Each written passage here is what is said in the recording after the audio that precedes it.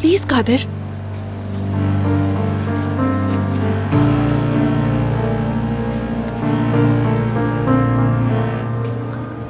ओह नताशा, कल रात बहुत शानदार थी।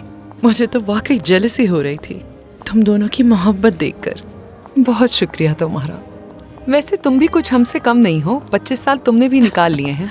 हमारी बात तो ना ही करो, बच्चे ना होते बीच में तो काफी पहले डिवोर्स हो चुकी होती।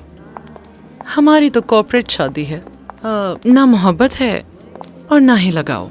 खामोश रहो, कोई सुन लेगा।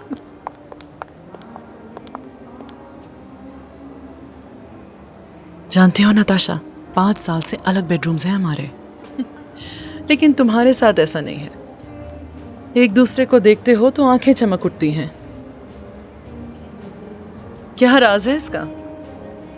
इश्क। आज भी वैसे ही चाहती हूँ उसे।